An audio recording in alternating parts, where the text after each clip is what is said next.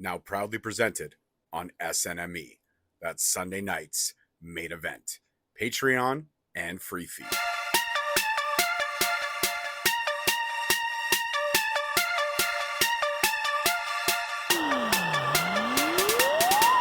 Hey guys, what's going on? It's your boy George Mackay back here again for the MLW Rewind, and today is one of those special twofers. That's right, a 2-for-1. We're giving you last week's and this week's. And as you guys know, I never do this alone. Welcome the one and only Uncle Bobby B. What's happening, buddy? How's it going? You know I can't complain. Yourself? I can complain, but this isn't the time or place for that. Or the platform. I mean, it could be the platform, but I was actually going to do something nice, but considering what happened before we pushed record, I'll just skip it. I had a whole 10 bell salute thing to your car, and I wanted to do a moment of silence, but I won't. Fuck my car. I don't even want to talk about that piece of shit right now. Let's just talk about non-pieces of shit. Let's talk about MLW. All right, 10-4. Let me just close down the 10 bell salute. I had the sound effect and everything prepared. Oh, you don't want? I'm not. It's a sore spot with me right now. Fair enough. I was just trying to make a lighthearted situation.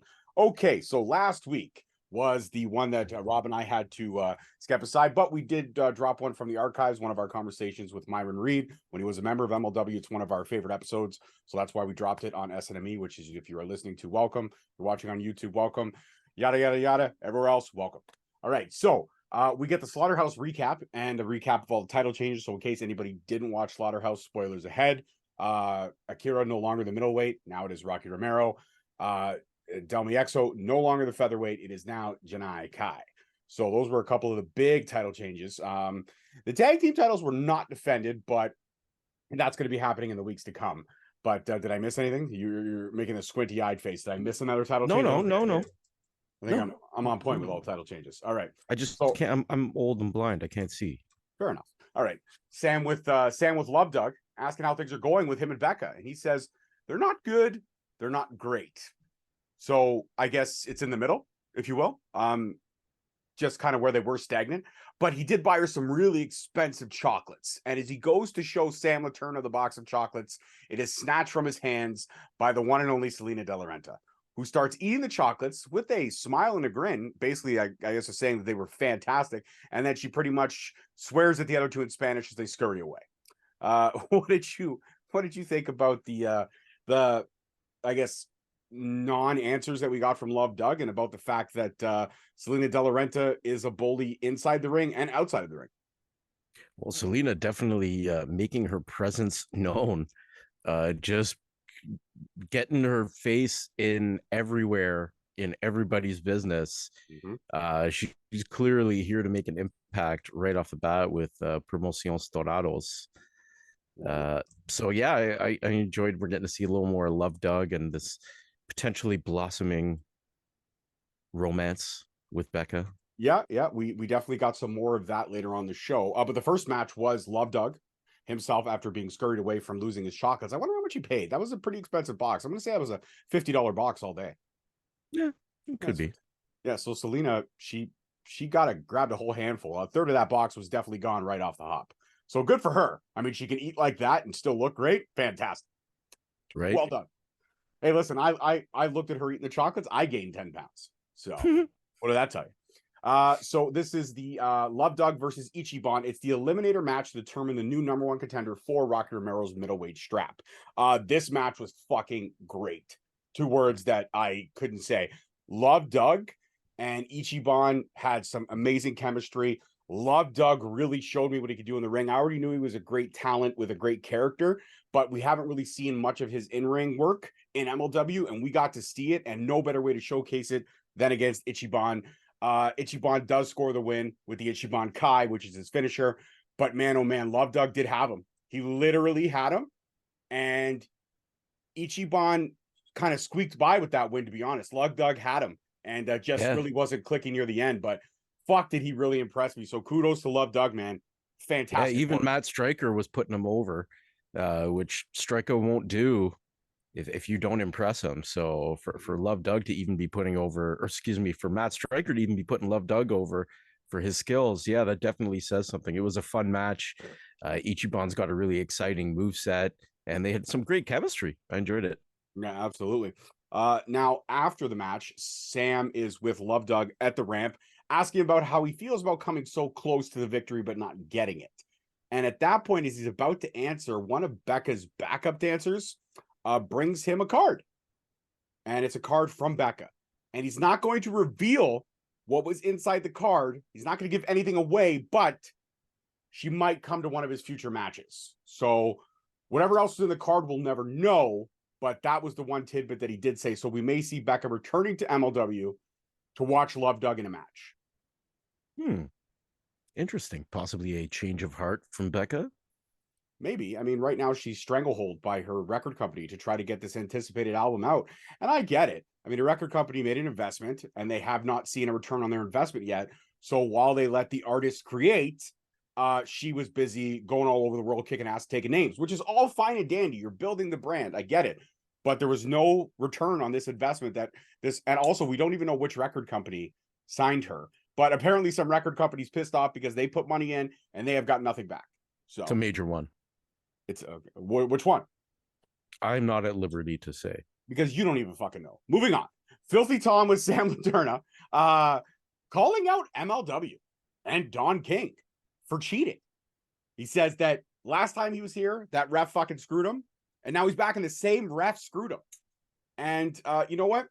He's not returning to MLW. No, he has proudly joined the World Titan Federation. And they are going to change the course of pro wrestling. So not only has St. Laurent secured the indie god Matt Cardona, he brought back Gene Snitsky. Okay. Now he's got fucking Filthy Tom Lawler in the mix. And there's also someone else I'm forgetting. Davey Boy. He's injured, but well, not really injured. He's recovering from appendicitis. But right. Yeah, but still, he's in incognito right now. But now he's added Filthy Tom Lawler to the fucking mix. That's okay. But all I can say about this is, if you're MSL, piece of advice, watch Tom Lawler, man, because that guy's only great at being a soldier for so long. He will definitely want to make more of a stamp in the WTF. And I don't know if he's just trying to backdoor his way in so he can take the whole thing over. I'm not sure. For whatever reason, MSL threw some money his way, and now Tom Lawler, I guess, is a member of MLW, but through the World Titan Federation. Rob, what do you think about this bombshell announcement from Filthy Tom? Yeah, WTF adding to the ranks, another big signing with Filthy Tom. So I guess, is he back for an extended spell, or because I mean, he wasn't signed or anything before he hopped in the main event there at Slaughterhouse. So well, he's still got his contractual obligations with New Japan. How far those go, I'm not sure. Interesting. Sure. Okay, so he's not back. He's clearly back for more than just a one-off. So it's great to have Filthy Tom back with MLW. He adds a lot of excitement and prestige to the league. And a big announcement that he's joining the World Titan Federation. Mr. St. Laurent is clearly assembling himself a star-studded faction there. It's interesting, though, because, you know, Promociones, Dorados, World Titan Federation could add some friction. Definitely could have some friction. And you know what? The only time will tell right now, but I feel like there's a cohesiveness, especially from what we saw in tonight's episode. But we'll keep things rolling. We got a recap of Alex Kane's and Matt Cardona's run-in or attack, if you will, at Slaughterhouse as it went off the air. Apparently, there was also a backstage incident with Mance Warner and Matt Cardona. And Mance plans on calling Cardona out tonight. We also get a recap of the Kevin Blackwood assault from Tony Deppen and TJ Crawford. And they're in the back with another promo, standing in front of a spray-painted wall that reads, I can't remember what it read. I didn't write that down. It's not on my notes. But scratch that. It's in front of some kind of spray-painted wall. They worked it into the promo. Whatever. Listen, I'm tired. Okay? It's been a long week. Yeah, you know, and they're planning their next attack because they took the #1 draft pick out. They put him on the shelf. And they got a rush from that. And Crawford says he's got an idea. And then he pushes the camera out of the way. And then we find out after this that Tony Deppen has been suspended because he was originally fined for the attack on Kevin Blackwood, but he refused to pay the fine. So now he's been suspended. So I don't know. If you're Tony Deppen, would you just pay the fine and carry on? Or do you feel he's right to say, I'm not going to pay the fine for fucking up your number one draft pick, which probably was a huge signing bonus towards Kevin Blackwood from MLW for getting him as a number one draft pick. So now that number one draft pick, i.e. an investment, is now on the shelf. So if I'm him, I don't pay, but that's because I'm him. If I'm if me, I pay. If you're Court Bauer, do you agree that the suspension was the right way to go? Well, what else are you supposed to do when somebody doesn't pay you? Send them to collections? Like, you suspend them. Most people do. Go to collections all the time. I don't know if you can send somebody to collections for an unpaid professional fine. Yeah, fair enough. Fair enough. Yeah, we'll have to dive deeper into that for sure. Now we get the SGC promo from Manders, and he's asking if Cardona is ready because he's about to go cowboy, and he's going to get an ass whooping later tonight. And also, heavy security is in the building from MLW. And if another brawl breaks out between the World Titan Federation and the Bomaye Fight Club, there will be consequences. And Sam is out back with MSL. MSL saying Cardona is about to be 2-0, undefeated in MLW, as he sends Manders and the rest of SGC packing back to the trailer park. As that is our main event, the one called Manders versus Matt Cardona, who is hoping he will be 2-0 after this.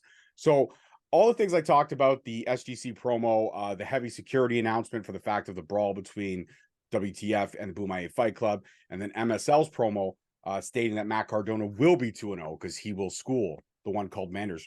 What's your opinion and thoughts on all that?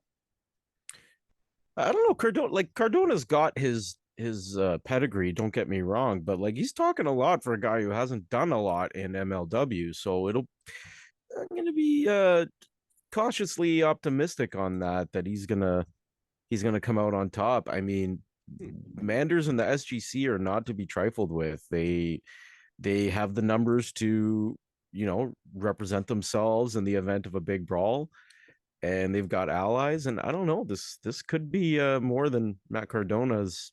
Could be biting off more than he can chew here. So writing checks that his ass can't cash, possibly. Yeah, exactly. I like that. That's a good tidbit of information right there. Now match number 2, the main event versus Bomaye members Mr. Thomas and Jay Bougie. This is another great match, ridiculously entertaining. Main event was solid as always, and I enjoyed actually the new tandem of Mr. Thomas and Jay Bougie. We know that Thomas is a big guy. We know that Thomas can throw down a lariat. He can throw down, power slam, all these big time moves, but can he carry a match? And it was nice to have him in there with Jay Bougie, because Bougie did a lot of the heavy lifting, not physically, but in terms of carrying the story. But they score a big win. And they needed a big win after what happened after Slaughterhouse went off the air. So Bomaye scores the win on main event. Main event, though, love those guys. If you don't know who they are, what they're about, check out the Straight Talk Wrestling Archives YouTube page and SNME, because I dropped an amazing conversation with both Jay Lyon and ringleader Midas. So you definitely want to check that one out. It was a great conversation. But yeah, what did you think about this match? Main event being solid as always, but Jay Bougie really coming in the spotlight there. And I actually thought they gelled really well, him and Mr. Thomas. Yeah, very solid match. Striker again, kind of questioning Jay Bougie at the beginning of the match, but as it progressed, he kind of sold him. So I really enjoyed that. And like you said, Thomas can throw down a big spine buster or a lariat, but Jay Bougie did a lot of the work, so to speak. And it was a great match. I think all these guys got to showcase themselves in this. And yeah, it's tough on main event taking the L, but big W for the Bomaye Fight Club. 150%. And speaking of the Bomaye Fight Club, we get a promo from their leader, the one and only world champion, Alex Kane. And MLW is not the home of superstars, okay? This is combat sports. This is his house. And he was disrespected by Matt Cardona and the World Titan Federation. Try to fuck with him. Try to fuck with his people. Try to fuck with his company. He's not going to have it. He is MLW excellence. He suplexes hoes. He taps out hoes. And if you're a challenger of his title, understand that the mission is submission. And that is on Bomaye 3 times after. But I'm not going to do it, because last time I did it, according to you, I seemed like a white guy who's trying to fit in. And I don't want to do that again. So, I didn't say that. Yeah, last time you were like, I was like a white guy trying to impersonate someone. I don't know, you did something with Dave Chappelle or something like that. You said I sounded like, anyways, regardless of the fact, I'm only going to say Bomaye once. But regardless, What'd you think of Alex Cain's promo? I thought it was fire. I thought he Yeah, really he was in the feels. typical Alex Cain, just coming out and doing his thing and not being a character so much as just being a turned up version of himself. So that's Alex being Alex, and he taps hoes out. That's what he does. Absolutely. And while he's tapping hose out, Mance Warner, he's been drinking. And he's been drinking, and he's been thinking. He's been drinking a little bit more, and then he's been thinking a little bit more. And what's he thinking about? He's thinking about violence. And he's out back in the alleyway behind the 2300 arena. And he's looking for weapons. He finds a block of wood. He finds a screwdriver. And he's talking about all the things he could do with these weapons in terms of causing violence. I thought that was interesting. Yeah, he's got violence on the mind. He's a violent man. So he's got violence on the mind. You're absolutely right. And how about this? Salina de la Renta, she's got some big news. Court Bauer won't make it to TV this week. He's got apparently a lawsuit that he's handling. So she will be the executive producer of tonight's episode. So this is last week's episode that we're recapping now, guys, or rewinding, if you will. And then we're going to get into this week's episode. So Salina de la Renta will be the executive producer of tonight's episode of Fusion. And as we know, every time she's done this in the past, ratings have gone through the roof. It's been an enjoyable episode of Fusion when she is helming the company. I will say that much. It's always great when Court Bauer's there, but Salina de la Renta does add a little bit of spice to the Fusions, and I do enjoy when she's in charge of them. For sure. I can't argue with that. She brings in the numbers. She's a draw. She's a ratings draw. Absolutely, 150%. And now it is main event time. Matt Cardona versus the one called Manders. MSL's on commentary. Cardona wins via the distraction from MSL, but it was a great match nonetheless. Every time I see Manders, he impresses me more and more. He literally had Cardona beat. He had him beat, but the distraction gave Cardona the opening, and that's what the indie god does best. He finds those small little openings that he can gain something from, and he just absolutely kills it. And I really did enjoy this match, but I enjoy the fact that they let Manders kind of have this one. I kind of feel like SGC gave Manders or not SGC, sorry, MLW gave Manders the opportunity to flourish outside of his faction and go toe-to-toe with the indie god. And I thought he held his own very, very well. And he continues to impress me. He did. They both these guys got their shit in. It was kind of like, excuse me, what you would expect from both of these guys. It was typical kind of Cardona, typical Manders. They both worked their own style, but Manders really took him to the brink. And if it wasn't for that distraction, Cardona would not be undefeated in MLW. That's for sure. Absolutely. And as they celebrate, Sam Turner is waiting for MSL and Cardona. And as she's about to ask her first question, Cardona just steals the mic right out of her hands and talks about how he's undefeated and he's going to take over MLW. And then Mance Warner interrupts and he beats Matt Cardona off stage. And I don't know if you caught it, but St. Laurent actually hid behind Sam Laterna, using her as a human shield. What a fucking snaky dude. But all in all, this episode was fantastic. I enjoyed it. We are now on the road to our next event. So I can't wait for that. Like, I mean, they're already building it fantastically. The build to Slaughterhouse was great. Now we're building to Fightland, and that build has also been exciting. So shall we get into tonight's episode? Let's do it. All right. So Salina de la Renta is the executive producer, as I did mention, and she kicks off the show with Jesus Rodriguez, and he is introducing her as the one and only Salina de la Renta. And she's talking about her history as a producer and how MLW, she's been amazing, and now she's back. And every episode she's produced, like I mentioned, has gone to maximum ratings. And just as she's kind of getting into her groove, she's interrupted by Ichiban and his interpreter, saying that the only way to make tonight's episode number one is, the crowd and everyone else got very, very involved in number one, is to book the number one middleweight versus Rocky Romero for the middleweight title. And Ichiban versus Romero tonight, that's what they're hoping for. But the fact that they interrupted Salina, that's not going to sit well. So basically, they're getting punished. And he's going to have to fight Jesus Rodriguez right now. Literally, right after the intro, the match is happening. So we get into that match. And it was a good match. I will give Rodriguez credit. He held his own. against Ichiban. But again, Ichiban hitting that Ichiban Kai out of arguably anywhere. It's kind of like the RKO. He can hit it as long as he gets some room, and he wins. But he really doesn't get a chance to celebrate the win, because as soon as he does, Rocky and Janai come out, and it's literally an assault. They put a chair in the ring. Salina's even getting in on it, digging the heels into his forehead while he's on the apron. Rocky picks him up and power slams him through that chair that did not budge. There was no give on this fucking steel chair. He put him through it, and his back, Joe Dombrowski said it, his back absorbed all of that fucking power slam. And that chair looked like you could literally just move it aside and sit right down. There was no give on this fucking chair. But No give. what did you think about Jesus Rodriguez versus Ichiban? I thought Rodriguez held his own pretty damn well. I will give him credit on that. And what did you think about the assault from Promociones Dorado? Like literally the 4-on-1 assault, because Salina, like I said, she got her shots in as well. Well, this is what you're going to get with Salina. I mean, she's making her presence felt. She's making moves. She's taking people out. She's getting belts on people. I mean, the match itself was fun. I mean, like you said, full credit to Jesus Rodriguez. He can go, and he took Ichiban, but Ichiban just had too much of a gulf in skill, and that aerial assault, I think, was the difference maker. So it remains to be seen if Ichiban is going to be able to weather the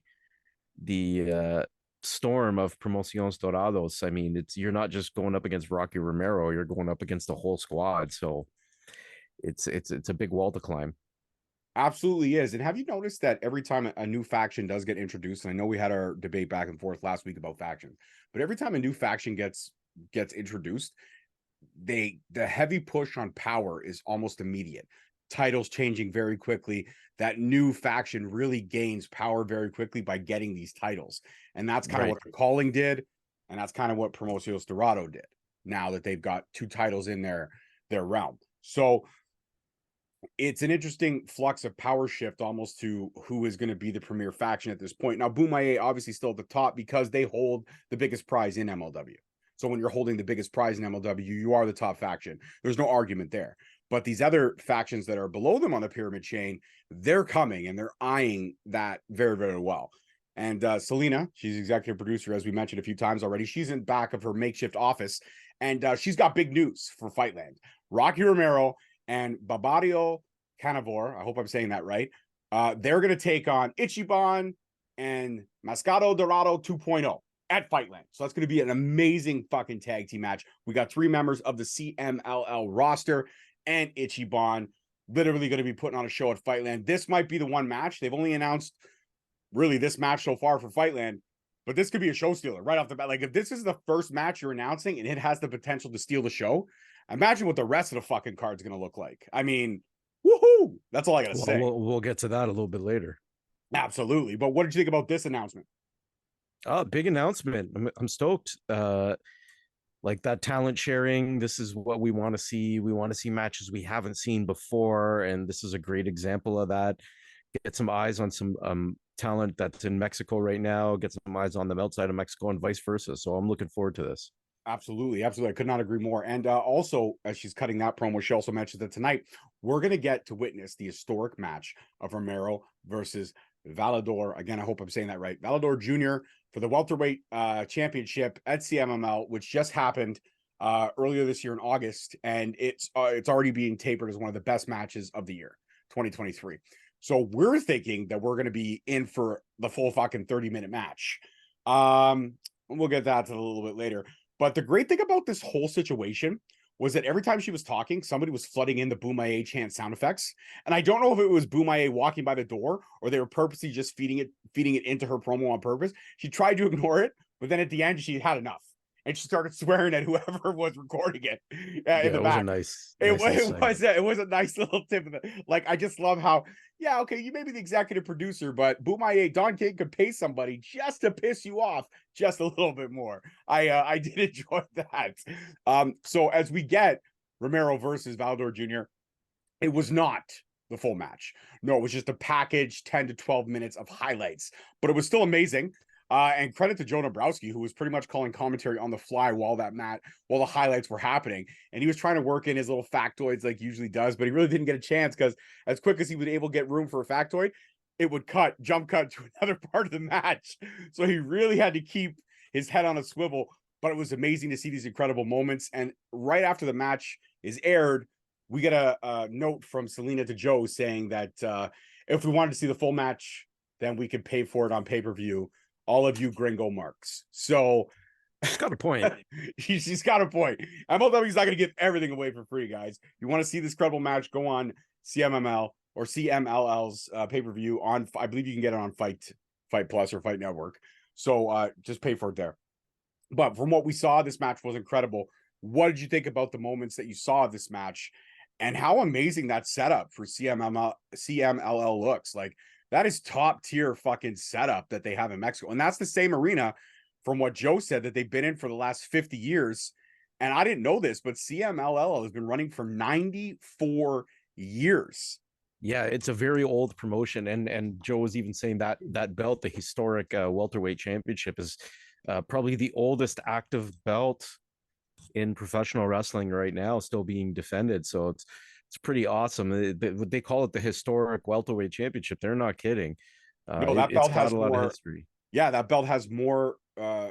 It's been wrapped around more superstars' waists than the NWA title. And the NWA title, that's an active, a very long, lustrous active title as well, but doesn't hold anything to that welterweight championship. That's for sure. 150%.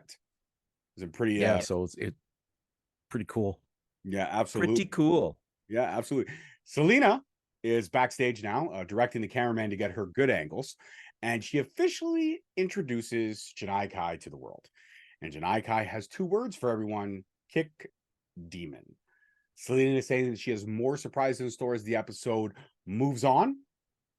And now Salina, again, they cut very quickly. We didn't even get to see her walk out of camera. She's on the phone, and she's saying that he will never see it coming. No, his name is Alex with an X. And then she's interrupted by Delmy Exo, who says, "What the hell was that?" Salina says, "You should have let me manage your career when I called you in the summer. This is what happens." Delmy saying she's going to get a rematch.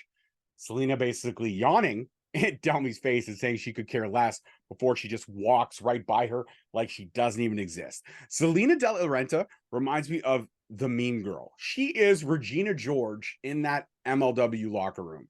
Oh yeah. And she is just dusting everybody. But what did you think about Salina officially introducing Janai to the MLW fans, and also about this other promo with Delmy?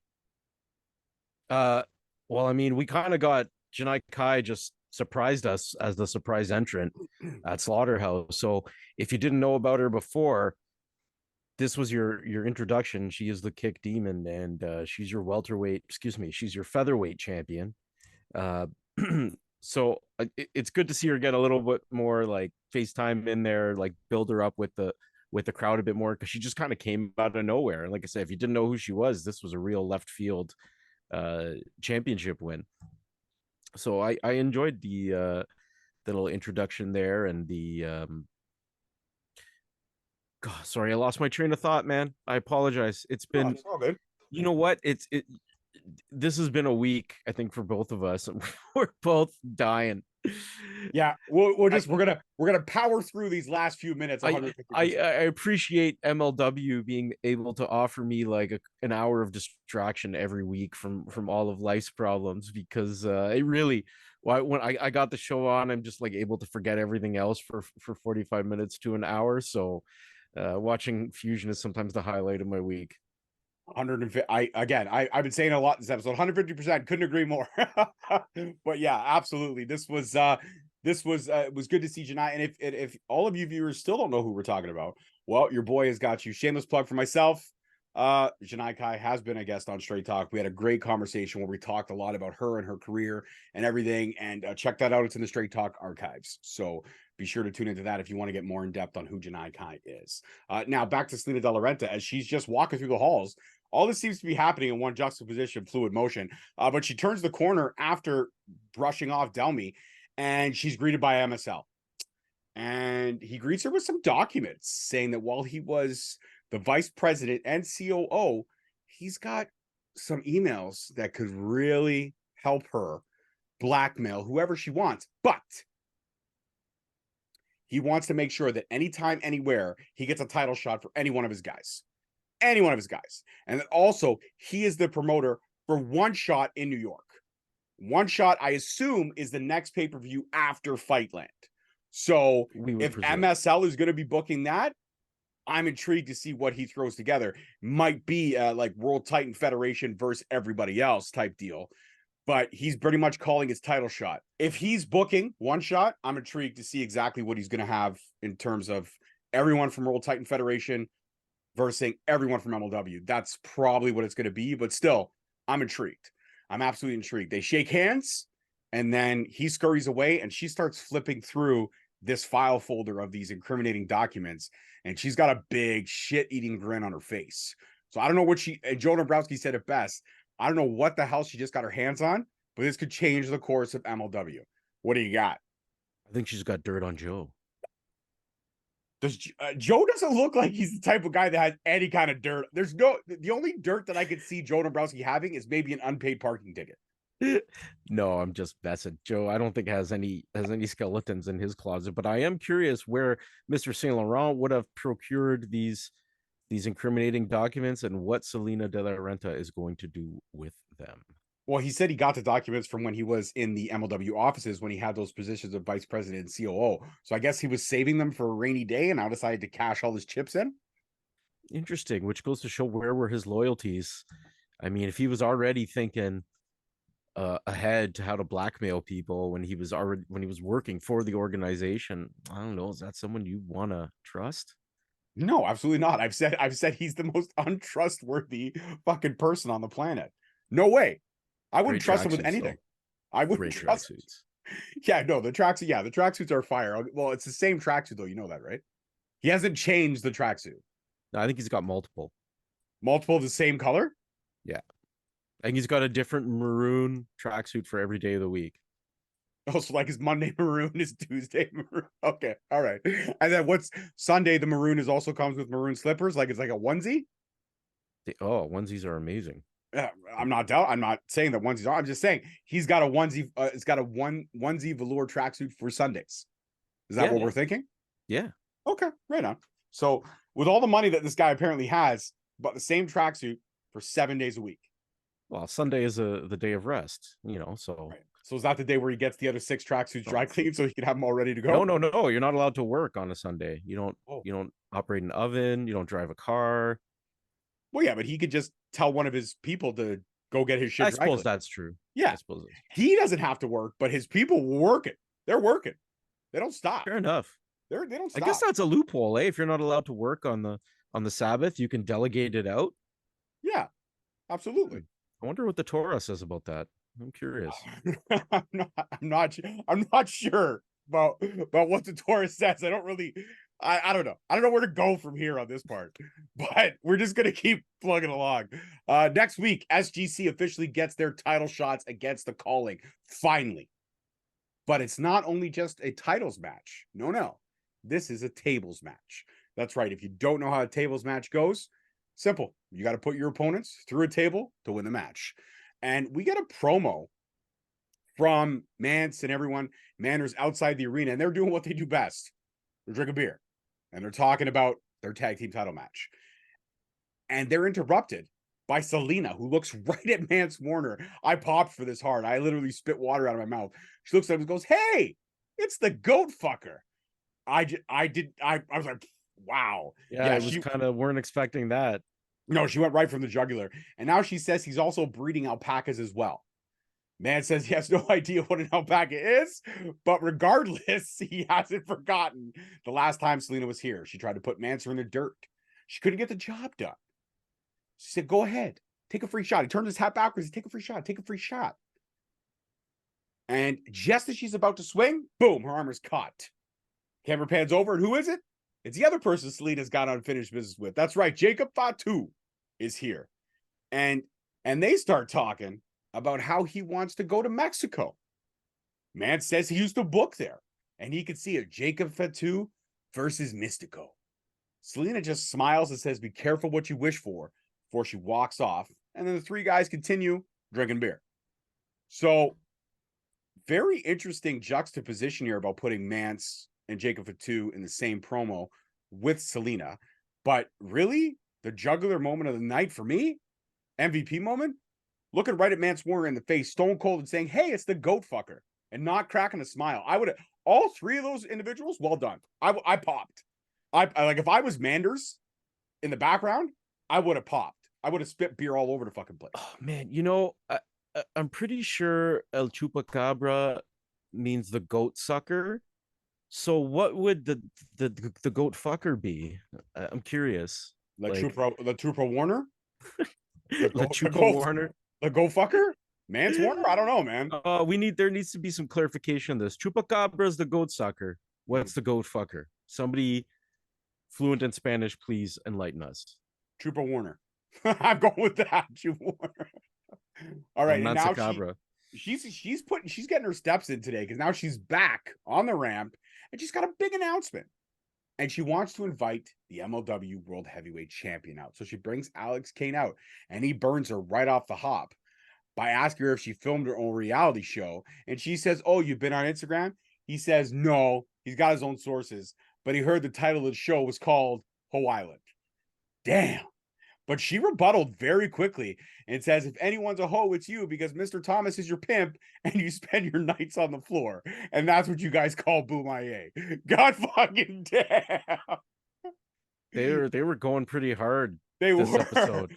A lot of F-bombs and just damn. This is a Salina de Laurent produced show. Anything can happen.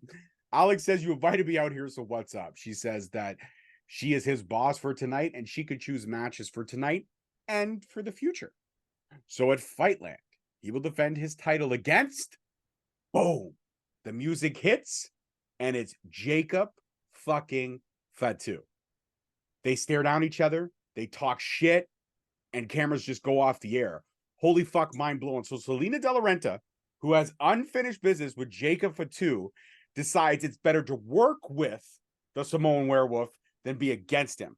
So she goes ahead and gives him a title shot, and why not? After what happened between him and Suzuki at fucking Slaughterhouse, that match was incredible. Fatu may have not gotten the win, but he definitely had all eyes on him in that fucking match. And Suzuki, who's a legend in this fucking sport, put him over.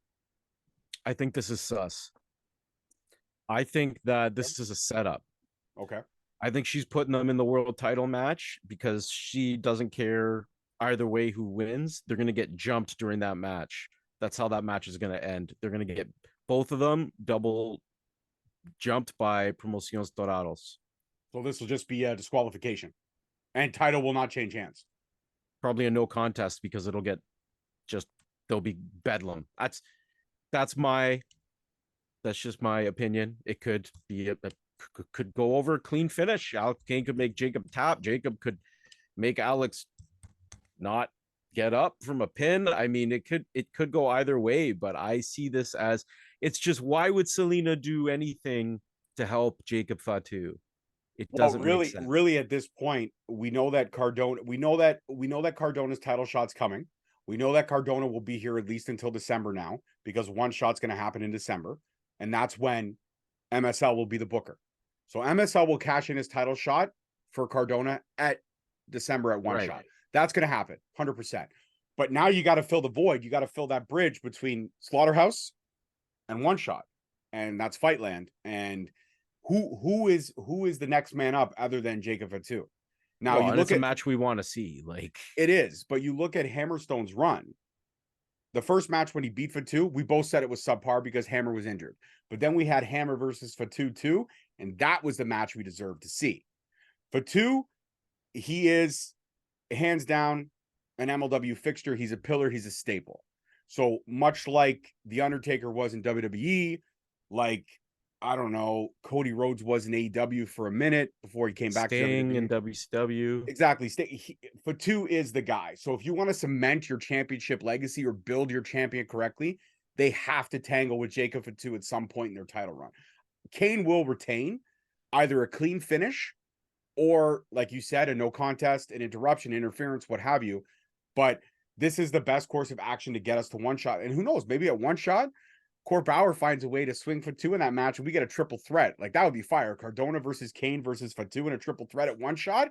That'd be fucking fire, because if MSL gets to bring one of his boys in a title shot, why wouldn't Court Bauer want to bring almost like the, what was it, WrestleMania 2000, where every McMahon had a champion? Remember that? Yeah. So maybe it's like every high ranking official in MLW has a champion. Like MSL brings in Cardona, fucking Salina de la Renta maybe throws Rocky Romero in the mix or somebody else that she adds to Promociones Dorado.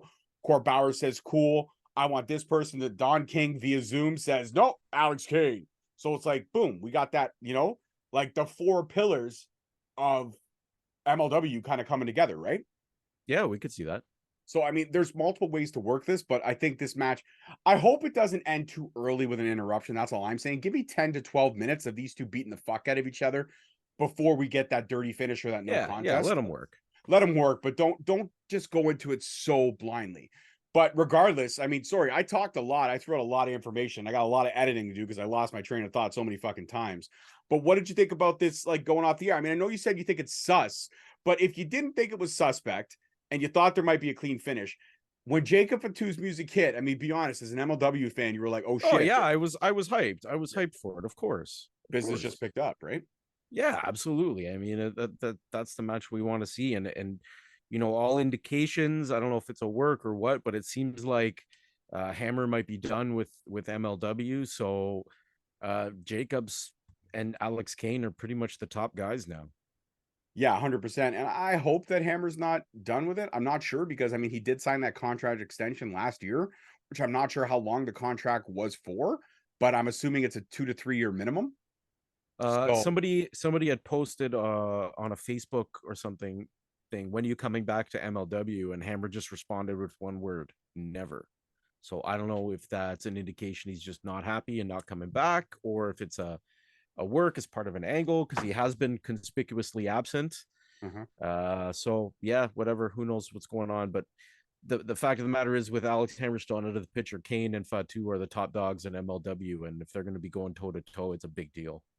absolutely. And it's unfortunate that Hammerstone would handle things that way. Like, you know, title changes hands. I get it. You're upset, but why not just go back to work? You know, get the work and put it in, right? I don't know the backstage politics of it all. Exactly. We don't know the details, but I'm just going off a post I saw. So that's I had seen Hammer's actual comment where he just said never. So again, could be a work. We don't know. It's pro wrestling.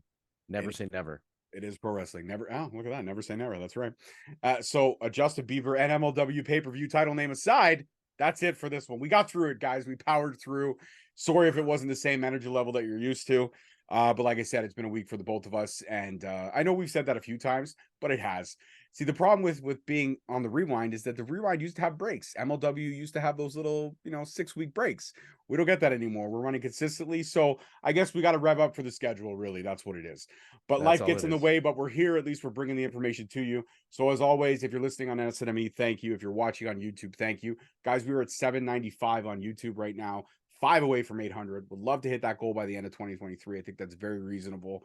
And then we start going for that 1,000 mark next year. By mid next year, I feel that we can get to that 1,000 mark subscriber list on Straight Talk and get us up and going. So for everyone that's subscribed, thank you. For everyone that's thinking about subscribing, give us a shot. And for everyone that hasn't subscribed yet, just hit that button. It takes 3 seconds.